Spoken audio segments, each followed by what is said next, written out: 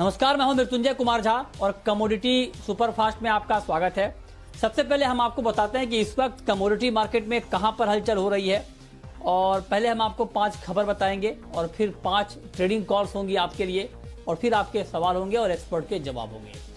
तो पहली खबर तो ये कि गोल्ड में निचले स्तर से रिकवरी आई है और एमसीएक्स पर सोना 51,400 के ऊपर पहुंचा है और आज मार्केट ने 51,150 से नीचे का निचला स्तर छुआ था। उसके बाद थोड़ी रिकवरी आई है, हालांकि अभी भी 100 रुपये की गिरावट रह गई है, लेकिन लोअर लेवल से रिकवरी आते हुए दिख रही है। आपको बता दें कि 2 साल के निचले स्तरों से डॉलर में भी रिकवरी आई है। उसने गोल्ड के मार्केट पर थोड़ा बहुत दबाव बनाने का काम किया था। अमेरिका में मैन्युफैक्चरिंग आंकड़ों में सुधार से डॉलर में रिकवरी आई थी। इसके अलावा चांदी की बात करें तो चांदी की कीमतों में तेज गिरावट है और 70,000 रुपए के नीचे एमसीएक्स पर इंट्राडे में चांदी का भाव पहुंचा है और करीब करीब 1,000 रुपए तक की गिरावट इंट्राडे में चांदी में आ गई थी और अंतर्राष्ट्रीय बाजार में चांदी का भाव $28 प्रति औंस के करीब ट्रेड कर रहा है। इसके अलावा अगर हम बात करें क्रूड की, तो क्रूड का मार्केट रेंज में फंसता हुआ दिख रहा है, दायरे में फंसता हुआ दिख रहा है और एमसीएक्स पर अगर हम देखें तो भाव 3150 रुपए के करीब है। ब्रेंट का भाव $45.5 प्रति बैरल के करीब ट्रेड कर रहा है और WTI क्रूड का भाव $43 के नीचे है। डिमांड के मोर्चे पर चिंता बनी हुई है कोरोना के आंकड़ों के बीच, लिहाजा मार्केट की रफ्तार लगातार सुस्त दिख रही है।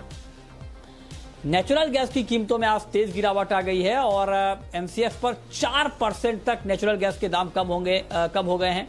अंतर्राष्ट्रीय बाजार में 2% से ज्यादा की गिरावट आ गई है और अमेरिका से एक्सपोर्ट कम होने से कीमतों पर दबाव है। मैक्सिको की खाड़ी में उत्पादन में रिकवरी शुरू हो गई है। इसके अलावा एग्री मार्केट को देखें तो आज सोयाबीन और चने में प्रॉफिट बुकिंग है। बड़ी तेजी के बाद सोयाबीन में बड़ा मुनाफा वसूली भी आया है और हालांकि चने में मुनाफा वसूली बहुत कम है, लेकिन सोयाबीन में बड़ी गिरावट यहां पर आती हुई दिख रही है। तो ये 5 खबरें इस वक्त की, लेकिन इन 5 खबरों के बाद अब बात होगी 5 ट्रेडिंग कॉल्स की और ये बताने के लिए हमारे साथ कार्यक्रम में हैं अमित सजेजा मोतीलाल ओसवाल के। अमित जी, बहुत बहुत स्वागत है आपका। गोल्ड से शुरुआत कर लेते हैं। गोल्ड में लोअर लेवल से थोड़ी रिकवरी आई है, लेकिन क्या इस रिकवरी पे भरोसा करके बाइंग करनी चाहिए या आपको लगता है कि इस रिकवरी को एक बिकवाली के मौके के तौर पर देखना चाहिए? जी नमस्कार मृत्युंजय जी। मेरे हिसाब से कल हमने देखा है कि काफी 2 या 3 सेशंस की तेजी के बाद प्रॉफिट बुकिंग आई है, मुनाफा वसूली हावी हुई है गोल्ड और सिल्वर दोनों पे। और इसका महत्वपूर्ण जो कारण है वो डॉलर इंडेक्स में जो रिकवरी है, लगभग 1% की रिकवरी हमने देखने मिली है। यूरो पाउंड दोनों में प्रेशर था। तो ये जो दौर है मेरे हिसाब से 2 या 3 सेशंस और जारी रह सकता है। स्पेसिफिकली आज का जो दिन है, मुझे लगता है कि सेल ऑन रैलीज करके चलना ही बेटर है। इस वजह से एक बार 51,600 51,650 इस जोन तक ये और जो शॉर्ट कवरिंग एक्सटेंड हो सकती है, बट मुझे नहीं लगता उसके बाद ज्यादा प्राइसेस सस्टेन करेंगे। तो मैं ऊपरी स्तरों पे गोल्ड में अभी भी बिकवाली की ही सलाह देना चाहूंगा और मुझे लगता है कि ब्रॉडली 1 से 2 दिन के अंदर अंदर 51,000 के करीब प्राइसेस जा सकती है। अच्छा, तो आप कह रहे हैं कि गोल्ड में तेजी पर बिकवाली ही करें। 51,650 तक अगर मार्केट आता है तो वहां पर आप एक बार फिर से शॉर्ट करें, बेचें और आपको 51,000 तक का टारगेट भी दिख सकता है। पहला टारगेट 51,100, उसके बाद 51,000 का। ठीक है। और चांदी में क्या करें अमित जी? चांदी में तो गिरावट ही है, तो क्या और गिरावट बढ़ जाएगी? यहाँ पर भी शॉर्ट करके चलना चाहिए सिल्वर में? जी बिल्कुल। मेरे हिसाब से गोल्ड में फिर भी हमने एक थोड़ी बहुत बेहतर शॉर्ट कवरिंग मूव देखी आज सुबह से, लेकिन चांदी स्ट्रगल कर रही है। ऊपर सस्टेन होने में 70-100 तक गई थी। दाम फिर से फिसल रहे हैं, बट मुझे लगता है कि एक बार जब गोल्ड 600 के करीब जाएगा तब चांदी भी 70,300 70,400 तक जा सकती है। उस मौके का फायदा उठाना चाहिए शॉर्ट करने के लिए 71,000 के स्टॉप के साथ। डाउन साइड में 69,200 और हो सकता है वर्स्ट केस में 68,600 यानी 68,600 तक भी दाम फिसल सकता है। ठीक है। तो चांदी में भी आपकी राय बिकवाली की ही है, शॉर्ट करने की राय है 70,400 पर 69,200 रुपए के टारगेट के लिए। ठीक है। क्रूड का मार्केट आपको कैसा दिख रहा है? क्रूड का मार्केट एक रेंज में फंसता हुआ दिख रहा है, तो क्या दायरे के इस बाजार में कच्चे तेल में कोई ट्रेड आज शाम के कारोबार के लिहाज से बनता है? जी, बिल्कुल, एकदम छोटी अवधि के लिए जैसे आपने बताया कि दायरे में है और फ़िलहाल हम जो दायरे के निचले स्तरों के आस-पास है 3080, 3100 के करीब एक सपोर्ट है। तो यहाँ पर बिकवाली करके रिस्क रिवॉर्ड सही नहीं होगा तो पहले बाइंग की जा सकती है। हालाँकि अपसाइड लिमिटेड होगा 3200 तक। उसके बाद हो सकता है कि प्राइसेज़ जो है फिर से नीचे की तरफ रुख करें। लेकिन फ़िलहाल जो बायस शॉर्ट टर्म बायस ऊपर की तरफ दिख रहा है।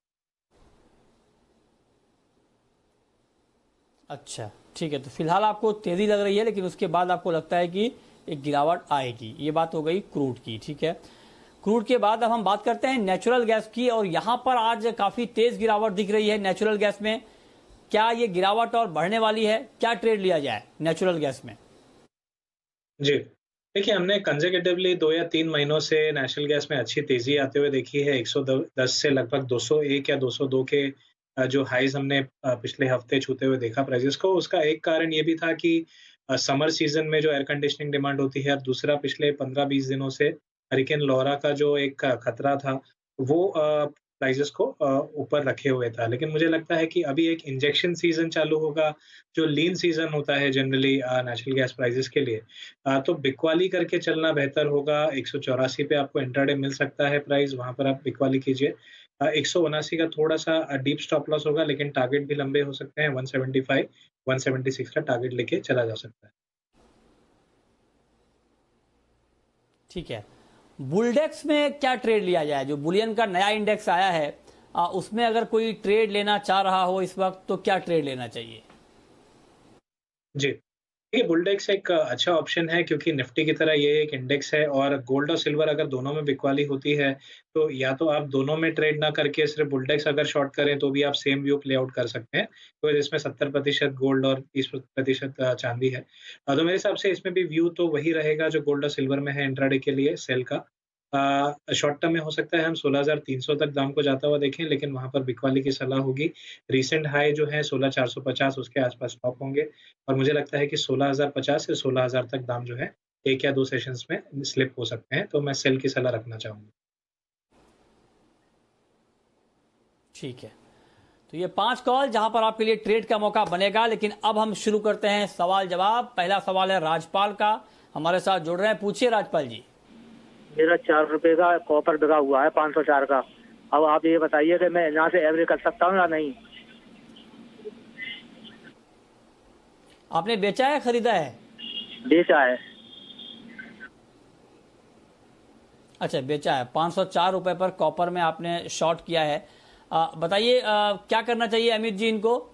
504 रुपए के भाव पर इन्होंने कॉपर शॉर्ट किया है, क्या सुझाव होगा आपका इनके लिए? जी, वैसे तो ट्रेंड के अगेंस्ट है, लेकिन मुझे लगता है कि शॉर्ट टर्म बेसिस 529, 530 का एक रेजिस्टेंस है जो कल के हाई थे।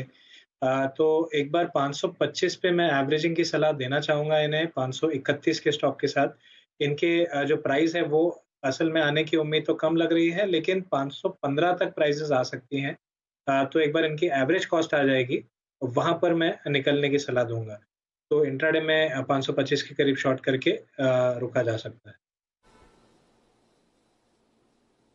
ठीक है, ठीक है।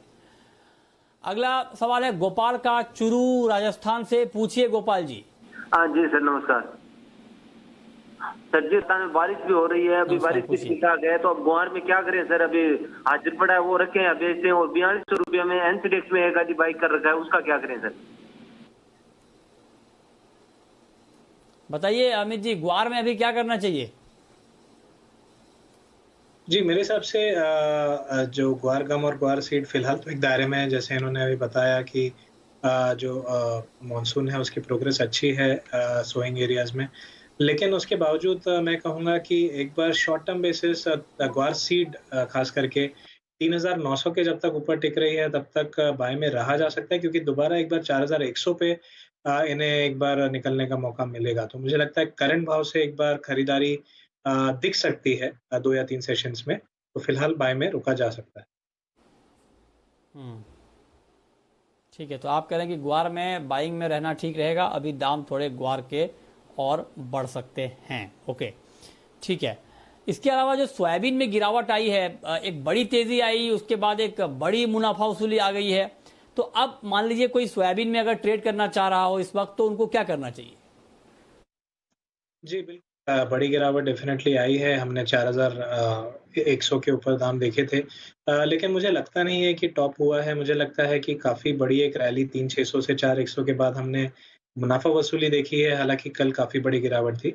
मुझे लगता है करंट भाव से जो डाउनसाइड है वो लिमिटेड है। 3900, 3880 के बहुत ज़्यादा नीचे दाम नहीं जाएँगे और यहाँ से सोयाबीन में भी रिकवरी दिख सकती है। अपसाइड में 4050 से 4070 तक के एरिया हमें 2-3 सेशंस में देखने मिल सकती है। तो फिलहाल मैं बाइंग की सलाह देना चाहूँगा। ठीक है, अगला सवाल करण का है, राजस्थान से ही हैं, पूछिए करण। तो पहले को सिल्वर महीने में जानकारी चाहिए, कैसा ट्रेड लेना चाहिए? सिल्वर मिनी में, ओके। हाँ सर, बताइए अमित जी। जी, इनका सवाल आप दोहरा सकेंगे? मुझे नहीं समझ। सिल्वर मिनी में इन्हें रुक जाना है। सिल्वर मिनी में क्या ट्रेड लिया जाए अभी? जी। आई थिंक सिल्वर मिनी नवंबर और दिसंबर दोनों के दाम लगभग एक ही चल रहे हैं, तो रेजिस्टेंस और सपोर्ट भी सेम ही होंगे। तो बायस सेल का है आज के लिए। 70,300 से 400 के बीच मिलता है, बिकवाली कर लीजिए, कोई दिक्कत नहीं है और 69,000 के करीब के टारगेट लेके चल सकते हैं। बहुत शुक्रिया आपका अमित जी, हमारे साथ जुड़ने के लिए, बताने के लिए कि कमोडिटी में कहां पर ट्रेड लेना ठीक रहेगा। तो फिलहाल इस बुलेटिन में इतना ही।